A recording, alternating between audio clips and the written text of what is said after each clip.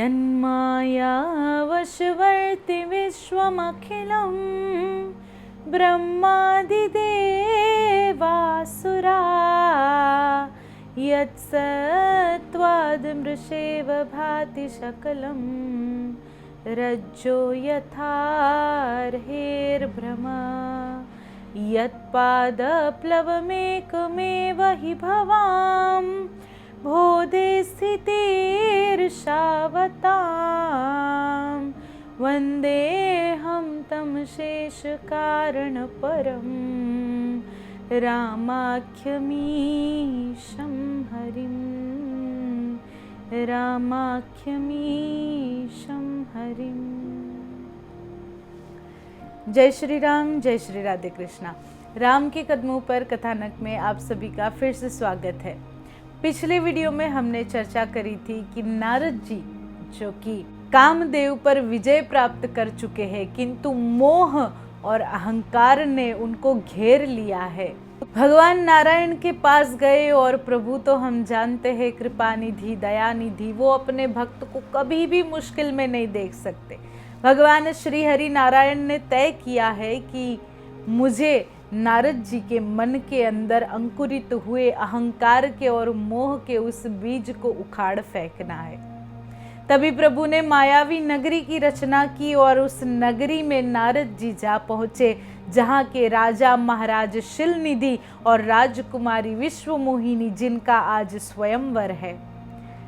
पिता ने अपनी पुत्री को बुलाया। महाराज शिलनिधि ने कहा, नारद जी, मेरी पुत्री विश्वमोहिनी, उसका हाथ देखिए, बताइए उससे कैसा वर प्राप्त होगा। विश्वमोहिनी आए हैं, लेकिन नारद जी की दृष्टि विश्वमोहिनी के मुख पर अटकी हुई है। हाथों में हाथ है, लेकिन नारद जी मुख को देख रहे हैं। सोच रहे हैं कि कितनी सुंदर है ये कन्या, जो भी उससे विवाह करेगा कितना भाग्यशाली होगा। राजा ने याद दिलाया, देवर्षि हाथ देखिए, बताइए। नारद जी ने हाथ की ओर देखा। हस्तरेखा में लिखा था कि जो त्रिलोकी नाथ होगा, जो त्रिलोक का स्वामी होगा, जिसकी सर्वस्व पूजा हो रही होगी, जो लक्ष्मीपति होगा, वही इस कन्या का वर बनेगा। लेकिन नारद जी ने पढ़ लिया कि जो इस कन्या का वर बनेगा वो इस दुनिया का स्वामी बन जाएगा, उसकी हर जगह पर पूजा होगी, वह लक्ष्मीपति बन जाएगा। अब नारद जी के बुद्धि रूपी नेत्रों के ऊपर ये जो अहंकार और मोह रूपी पर्दे डले हैं, उसकी तो हम क्या ही बात कर सकते हैं, क्योंकि वो अहंकार और मोह के पर्दे हमारी बुद्धि पर, हमारी आंखों पर भी तो पड़े हैं। तभी हमें लगता है कि हम ही सर्वस्व है, हम ही सब कर लेंगे, हम ही ये पा लेंगे। परमात्मा की कृपा की अनुभूति, जो व्यक्ति इस संसार में परमात्मा की कृपा की अनुभूति करता है, वो अत्यंत भाग्यशाली है। हम सभी पर भगवान की कृपा है। भगवान ने अपने दोनों हाथ हम पर रखे हैं, बस हम उसका अनुभव नहीं कर रहे। हम कितने भी मोटिवेटेड हो जाए, हम कितना भी कर ले, हम करेंगे, हम करेंगे, हम करेंगे, कहाँ पीछे रह जाते हैं पता है? सत्कर्म में पीछे रह जाते हैं। मेरा ये मानना है कि जब तक हम सत्कर्म नहीं करते तब तक हमें संतोष नहीं मिलता, जब तक संतोष नहीं मिलता तब तक शांति नहीं मिलती, और जब तक शांति नहीं मिलती तब तक हम किसी भी चीज़ को पाने के लिए, चाहे हम कर्म करके कुछ पाना चाहते हो, चाहे अध्यात्म के मार्ग पर कुछ परमात्मा को, परमात्मा की कृपा को, मोक्ष को पाना चाहते हो, हम उस लक्ष्य तक नहीं पहुंच सकते। शुरुआत छोटे बड़े कर्म से होती है, शुरुआत हमारी मानसिकता से होती है। हम जैसा सोचते हैं वैसा हम बनते हैं। बात बिल्कुल सही है। किसी ने ये जो बात कही है कि हम जैसा सोचते हैं हम वैसा बनते हैं, बिल्कुल सही बात है। जब व्यक्ति क्रोध में होता है तब वो ऐसी ऐसी बात बोल जाता है जो हम सोच भी नहीं सकते कि ये व्यक्ति हमारे लिए ऐसा सोचता होगा। तो वो जो क्रोध है वो क्या है? वो हमारे अंदर भरे हुए जो भी राग, द्वेष, ईर्ष्या, वो सारी चीज़ों को बाहर फेंकता है, बाहर लाता है। वो नहीं सोचता कि इससे किसी को दुख होगा, वो नहीं सोचता कि इससे सामने वाले व्यक्ति को कैसा लगेगा। क्रोध ये बात नहीं सोचता। और इसीलिए हमें सोचने की जरूरत है कि क्या हम पर सकारात्मक रूप से प्रभावी होगा और क्या हम पर नकारात्मक रूप से प्रभावी होगा। क्योंकि उस 2 क्षण के क्रोध में हम न जाने कितने वर्षों के संबंध को खो देते हैं। उस 2 क्षण के क्रोध में हम न जाने कितना किसी का कितना हृदय तोड़ देते हैं। उस 2 क्षण के क्रोध में हम न जाने किसी के मन में कितना दुख का दरिया बहा देते हैं। हम सोच भी नहीं सकते। वो हम तब सोचते हैं जब ये हम पर बीतती है, जब कोई हम पर क्रोध करता है और हमें जो हर्ट होता है, हमें जो दुख होता है, तब हमें लगता है कि ये व्यक्ति बोलने से पहले कुछ भी नहीं सोचता। क्या हम सोचते हैं? ये शुरुआत हमसे होती है। क्या हमने सोचा बोलने से पहले? अगर हमने सोचा है तो दूसरा भी सोचेगा। धीरे धीरे शुरुआत होगी। यहाँ पर नारद जी ने जो लिखा है उससे बिल्कुल उल्टा पढ़ लिया है। उस मोह और अहंकार के पर्दों, मोह और अहंकार के पर्दे जो होते हैं ना, वो ऐसे होते हैं कि कई बार हमें धृतराष्ट्र बना देते हैं। धृतराष्ट्र अंध थे लेकिन उनके कान जागृत थे, उनकी कर्णेंद्रिय जागृत थी, उनमें बुद्धिमत्ता थी। अगर वो चाहते तो महाभारत रोक सकते थे, अगर वो चाहते तो बहुत कुछ रोक सकते थे, अगर वो चाहते तो द्रौपदी जी का चीरहरण वस्त्राहरण रोक सकते थे। लेकिन वो अंध तो थे, लेकिन ऊपर से उन्होंने और पट्टियां मार रखी थी, मोह रूपी पट्टियां। मेरा दुर्योधन, मेरा पुत्र, कि मेरा मेरा मेरा, उसमें इतना ज्यादा मोह जग जाता है कि हम भूल जाते हैं कि क्या है क्या मेरा। हमारा जो सूक्ष्म देह है, हमारा जो जीव है, हमारी जो आत्मा है, वो एक बार इस शरीर को छोड़ देगी, फिर क्या है मेरा? कुछ भी है। ये शरीर भी तो मेरा नहीं है। वैसे अगर देखा जाए तो ये भी तो किराए का मकान है। जब तक कुछ कर्म बंधन बाकी है तब तक इस शरीर में हमें रहना ही रहना है, और जैसे ही वो बंधन पूरे हुए, इस शरीर से निकलने से हमें कोई नहीं रोक सकता। तो ये जो मोह और अभिमान रूपी पर्दे हैं, उसे हटाकर जरा देखें कि सच्चाई क्या है। जो हमारे दादा के साथ आज जो हो रहा है, हमारे परदादा, हमारे उसके दादा जो कि शायद इस दुनिया में नहीं है, उनकी चलो हमने हमारी कितनी पीढ़ी तक की फोटो देखी है, 10, 12, 15, उससे पहले जानते भी नहीं कौन है कौन थे।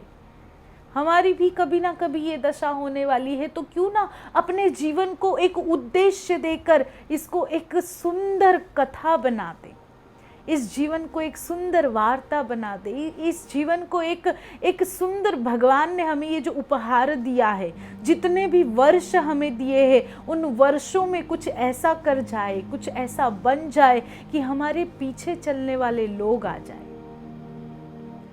हमारे मृत्यु के बाद कहते हैं ना, तुम जियो हजारों साल। जब किसी को हम बर्थडे विश करते हैं तो कहते हैं कि तुम जियो हजारों साल, ये मेरी है आरज़ू। तो क्या उसका अर्थ ये है कि तुम हजारों साल तक इस शरीर में जियो? नहीं, तुम ऐसे कर्म करो कि तुम हजारों वर्ष तक जीवित रहो। तुम ऐसे कर्म करो कि हजारों वर्षों तक लोग तुम्हें याद करें। ये सच्चा जीवन होता है और ये हमें करना है, हम सभी को करना है। कोई कहे इतने लोग तो कर रहे हैं, हम नहीं करेंगे तो क्या हो जाएगा? जीवन हमारा है, वो कर रहे हैं वो पाएंगे, हम करेंगे हम पाएंगे, कोई और तो पाएगा नहीं। ये मोह और अहंकार रूपी पर्दे, बस इसे हटाने की देर है। देवर्षि नारद ने जैसे ही हाथ में हस्तरेखा पढ़ी, महाराज शिलनिधि को कहा कि महाराज मुझे एक अत्यंत जरूरी काम याद आ गया है, मुझे जाना होगा, मुझे आज्ञा दीजिए। देवर्षि नारद उठ खड़े हुए, तुरंत ही पास के वन में चले गए। भगवान ने कहा था कि जरूरत हो तो मुझे याद करना। आज मैं प्रभु की सहायता मांगता हूँ। आंख बंद की, प्रभु तो इंतजार करके ही बैठे थे कि कब नारद जी बुलाए और मैं पहुंच जाऊं। भगवान तुरंत ही प्रकट हो गए। बोलिए देवर्षि, कैसे याद किया प्रभु? शिलनिधि नामक राजा है इस नगरी में और उसकी सुंदर कन्या विश्व मोहिनी, प्रभु मुझे उनसे विवाह करना है। आज उसका स्वयंवर है, आप मुझे अपना रूप दीजिए ताकि मेरा कल्याण हो। और आप जैसा सुंदर स्वरूप देख करके तो फिर कौन उसका वरण नहीं करेगी। पर साथ में देवर्षि ने एक सुंदर बात कही है, प्रभु मैं आपका सेवक हूँ, मैं आपका दास हूँ, मेरे हित में जो हो वो आप कीजिए। मेरी ये इच्छा है कि मुझे इस राजकुमारी से विवाह करना है, लेकिन मेरे हित में जो हो वो आप कीजिए। भगवान श्री हरि ने तथास्तु कहा। प्रभु अदृश्य हुए और नारद जी को भ्रम हुआ कि मुझे तो भगवान नारायण का रूप प्राप्त हो गया है, और बड़ी ऐसे छाती फुलाते हुए पहुंच गए स्वयंवर में। पहली ही कतार में पहले ही नंबर पर नारद जी बैठ गए। अब हरि का एक अर्थ होता है संस्कृत में वानर। भगवान ने नारद जी को, बिल्कुल सही समझे, भगवान ने नारद जी को वानर का रूप दे दिया है। अब नारद जी को ये पता नहीं है। वहीं पर भगवान शिव के दो गण प्रभु की ये लीला देखने के लिए आए हुए हैं। उन्होंने देखा नारद जी तो फूले नहीं समा रहे, तो वो और तारीफ कर रहे। ऐसे कुछ लोग होते हैं कि अगर सामने वाली में कोई कमी है या फिर वो कोई कुछ भी है तो उसको और, मतलब वो कहते हैं ना चने के पेड़ पे चढ़ाते हैं। तो ऐसे ही ये जो भगवान शिव के दोनों गण हैं वो कह रहे, अरे ये जो पहले नंबर पर बैठे हैं कौन है ये? कितना सुंदर, कितना मनमोहक रूप है इनका। राजकुमारी तो इन्हीं का वरण करेगी, इन्हीं का चयन करेगी, वो किसी और के पास जाएगी ही नहीं। अब नारद जी क्या है, अब सबका ऐसा होता है, जब हमारी प्रशंसा हो रही होती है तो हम देखते इधर उधर है, लेकिन हमारे जो ये कान होते हैं वो वहीं पहुंच जाते हैं जहां हमारी बात हो रही है। तो नारद जी देख तो रहे हैं ऐसे ऊपर, लेकिन उनका ध्यान है, उनके जो कान है वो भगवान शिव के उन दोनों गणों की बातों में अटक गए हैं कि क्या कह रहे हैं, मेरे बारे में ही कह रहे हैं। पास बुलाकर पूछा कि तुम किसके बारे में बात कर रहे हो? बोले आपके बारे में बात कर रहे। राजकुमारी आप ही का चयन करेगी, आप कितने सुंदर है। बड़े आनंदित हो गए नारद जी और राजकुमारी जी पधारी। अब पधारी और पहली ही कतार में पहले ही नारद जी है, वानर के मुख वाले, और किसी को नहीं दिख रहे, सिर्फ राजकुमारी को दिख रहा है। तो राजकुमारी ने वो पूरी कतार ही छोड़ दी। राजकुमारी पूरी कतार छोड़ करके आगे बढ़ गई दूसरी कतार में। अब नारद जी सोच रहे हैं इसने मुझे देखा नहीं क्या, तो आगे जा करके अपना मुंह दिखा रहे, अरे राजकुमारी मुझे देख लो, मुझे देख लो। अब दूसरे भी सोच रहे कि इन्हें क्या है, इतनी खुजली जो आगे जा करके खुद का चेहरा दिखा रहे। राजकुमारी सोच रही है, अरे भाई क्या है, वानर जैसा मुख लेकर के आ गए हो और क्या है। आगे आगे जा करके अपना चेहरा दिखा रहे। उसी समय भगवान श्री हरि नारायण चतुर्भुजधारी परमात्मा सभा मंडप के बीच में प्रकट होते हैं और राजकुमारी विश्व मोहिनी प्रभु का वरण करती है और प्रभु राजकुमारी को लेकर अदृश्य हो जाते हैं। अब जैसे ही ये हुआ, जैसे ही प्रभु अदृश्य हुए, नारद जी को इतना ज्यादा क्रोध आ गया है, इतना ज्यादा क्रोध आ गया है कि जब बात मेरी हुई थी कि मुझे विवाह करने हैं तो आप कैसे आ गए और आप कैसे राजकुमारी को ले गए। इतना ज्यादा क्रोध आया है नारद जी को। तो शिव जी के वो जो दो गण है वो हंसने लगे उन पर और उनसे कहा कि पहले जा करके दर्पण में अपना मुख तो देखिए। नारद जी तुरंत ही नगर बाहर गए। बाहर एक तालाब था, तालाब में जाकर के जल में अपना मुख देखा और जैसे ही देखा क्रोध और बढ़ गया, क्रोध की अग्नि में जलने लगे हैं। क्रोध में आकर शिव जी के उन दोनों गणों को श्राप दे दिया, जाओ तुम दोनों राक्षस हो जाओ। चलते चलते आज अगर मुझे नारायण मिल गए तो मैं उन्हें छोड़ूंगा नहीं, इतना ज्यादा क्रोध है। उसी समय आकाश मार्ग में भगवान श्री विष्णु, भगवान श्री हरि नारायण एक तरफ लक्ष्मी जी को बिठाया है, एक तरफ विश्व मोहिनी को बिठाया है और आकाश में भ्रमण कर रहे हैं। नारद जी आए। नारद जी अत्यंत क्रोध में है और प्रभु ने कहा, अरे देवर्षि आप यहाँ कैसे, जैसे प्रभु कुछ जानते ही नहीं है। नारद जी और क्रोधित हो रहे, कह रहे आप क्या समझते हैं अपने आप को, आपको कोई कुछ भी नहीं कहता, इसका मतलब आप किसी के भी साथ कुछ भी करेंगे। जब मैंने आपको बोला था कि इस राजकुमारी से मुझे विवाह करना है, जब मैंने आपको बोला था कि आप मुझे अपना रूप दीजिए, तो आपने मुझे तो वानर का रूप दे दिया और खुद इस राजकुमारी से विवाह करके अपने बाजू में बिठा करके और इधर उधर विचरण कर रहे हैं। लक्ष्मी जी कह रही है, प्रभु कुछ तो बोलिए, आज नारद जी को क्या हो गया है, आप पर इतना क्रोधित क्यों है और आप क्यों सुन रहे हैं, आप बता दीजिए कि आपकी भलाई के लिए ये सब किया। प्रभु ने कहा, देवी बड़े दिनों बाद मेरा भक्त क्रोधित हुआ है, वरना तो सभी तारीफ ही करते हैं, सभी प्रेम ही करते हैं। आज मेरा भक्त क्रोधित हुआ है और मुझे कुछ सुना रहा है, तो मुझे सुनने में बड़ा आनंद आ रहा है। प्रभु का अपने भक्त के प्रति प्रेम कितना सुंदर, निस्वार्थ और कितना अद्भुत है। अत्यंत क्रोध आ गया, आपको क्या पता कि स्त्री का विरह क्या होता है, जाइए मैं आपको श्राप देता हूँ, आपको मनुष्य अवतार लेना होगा, आपको वन में जाना होगा, आपको अपनी पत्नी से विरह होगा, तब आपको ये दर्द पता चलेगा और आपने जिस वानर का स्वरूप मुझे दिया है उसी वानरों की सहायता से आप अपनी पत्नी को वापस पा पाएंगे, ये मेरा श्राप है। प्रभु ने श्राप को स्वीकार किया, अपनी सारी माया को हटा लिया और नारद जी ने देखा कि नारद जी भगवान के सामने खड़े हैं। अभी अभी मैंने क्या किया, मैंने मेरे प्रभु को श्राप दे दिया, अब दुखी हो रहे हैं, अब पछता रहे हैं, मैं क्या करूं प्रभु, मुझे क्षमा कर दीजिए, मेरा ऐसा कोई इरादा नहीं था, लेकिन अहंकार और मोह के चलते मैंने आपको श्राप दे दिया, मैंने अपने इष्ट को श्राप दे दिया। अत्यंत दुखी है नारद जी। तब प्रभु ने कहा, जपहु जाई शंकर सतनामा, हे नारद जी जा करके भगवान शिव के नाम का जाप कीजिए। अरे यहाँ देखिए तो शिव राम की भक्ति करने को कह रहे हैं, राम शिव की भक्ति करने को कह रहे हैं। नारायण और शिव एक दूसरे का कितना सम्मान करते हैं, तो भला हम नारायण और शिव को अलग कैसे कर सकते हैं। अगर हम कोई भी व्यक्ति अगर ये कहे कि शिव की पूजा करने वाला नारायण की पूजा नहीं कर सकता और नारायण की पूजा करने वाला शिव की पूजा नहीं कर सकता, तो वो सही अर्थ में भक्त हो ही नहीं सकता। ये मैं नहीं कह रही, ये शास्त्र कह रहे हैं, ये हमारे वेद कह रहे हैं कि जो कोई भी अगर ये कहता है कि शिव और नारायण अलग है और इसकी भक्ति करने वाले को उनकी भक्ति नहीं करनी चाहिए, उनकी करने वाले को इनकी नहीं करनी चाहिए, तो बिल्कुल गलत है। उसके बाद देवर्षि नारद भगवान शिव के आराधन के लिए जा रहे थे, तभी रास्ते में भगवान शिव के गण मिले और उनसे क्षमा प्रार्थना करने लगे। नारद जी ने कहा, मैं तुम्हें क्षमा करता हूँ, मैं तुम्हें वरदान देता हूँ कि तुम्हें मारने के लिए स्वयं परमात्मा अवतार धारण करेंगे। अभी तुम जाओ अपने स्थान पर और समय आने पर मेरा श्राप फलित होगा।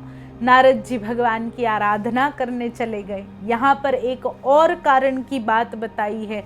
महाराज मनु और महारानी शतरूपा पूर्व में जब इस सृष्टि की सबसे पहले रचना हुई, तो हमारे आदि माता पिता महाराज मनु और महारानी शतरूपा है। उन्होंने दोनों ने अपने सारे कर्म पूरे करके वन में जाकर के तप किया और फिर वरदान मांगा है, दानी शिरोमणि कृपा निधि नाथ कहु सती भाऊ चाहु तुम ही समान सुत प्रभु सन कवन दुराऊ। प्रभु आपसे क्या छुपाना, मैं बस आपके जैसा पुत्र चाहता हूँ। प्रभु ने कहा, मेरे जैसा तो भाई कहाँ मिलेगा, मेरे जैसा तो मैं ही हूँ, तो मैं तुम्हें वरदान देता हूँ कि मैं स्वयं तुम्हारे यहाँ पुत्र के रूप में अवतार धारण करूँगा। ये एक कारण है। और एक कारण बताते हैं, विश्व में प्रसिद्ध ऐसा कैक्य देश है और कैक्य देश के महाराज सत्यकेतु और उनके पुत्र महाराज प्रताप भानु है। जैसे ही प्रताप भानु राजा बने, उन्होंने तुरंत ही पूरी पृथ्वी पर युद्ध कर सभी राज्यों को जीतना आरंभ कर दिया। सभी राज्यों को लगभग वो जीत चुके थे। कई राजाओं ने संधि की है, तो कई राजा उनके भय से राज्य छोड़कर भाग गए हैं। एक बार प्रताप भानु शिकार करने के लिए वन में जाते हैं, एक सुअर के पीछे मोहित होकर अपना घोड़ा दौड़ा देते हैं और शाम होते होते वो जंगल में कहीं भटक जाते हैं। उसी समय उन्हें एक आश्रम दिखाई देता है। आश्रम में गए, अपने अश्व से नीचे उतरे, वहां पर एक सुंदर तपस्वी बैठा हुआ था। असल में वो तपस्वी नहीं था, असल में वो एक राजा था जो प्रताप भानु के भय से भाग गया था और कपटी रूप बना करके वहां पर बैठा हुआ था। राजा को देखा, उसने प्रताप भानु को पहचान लिया। राजा ने उन्हें नहीं पहचाना, राजा थके हुए थे। उस कपटी तपस्वी ने राजा को नदी दिखाई, वहां पर प्रताप भानु ने स्नान किया, अपने घोड़े को स्नान कराया, जलपान किया और वापस आए। वापस आकर के उस तपस्वी को प्रणाम किया। राजा अत्यंत चतुर होते हैं। राजा बनना कोई सामान्य व्यक्ति या फिर किसी की भी बस की बात नहीं होती है। राजा बनना बड़ी महान बात होती है। प्रताप भानु ने अपना स्वयं का नाम नहीं बताया, कहा मैं प्रताप भानु नामक राजा का मंत्री हूँ और शिकार के लिए यहाँ पर आया था। उसके बाद क्या होता है और किस कारण से प्रताप भानु भी निमित्त बने प्रभु के अवतार के, उसकी चर्चा हम अगले वीडियो में करेंगे। मुझे आशा है कि आप सभी को राम के कदमों पर कथानक पसंद आ रहा होगा। हम मिलेंगे अगले वीडियो में, तब तक आप सभी अपना ध्यान रखें। जय श्री राम, जय श्री राधे कृष्णा।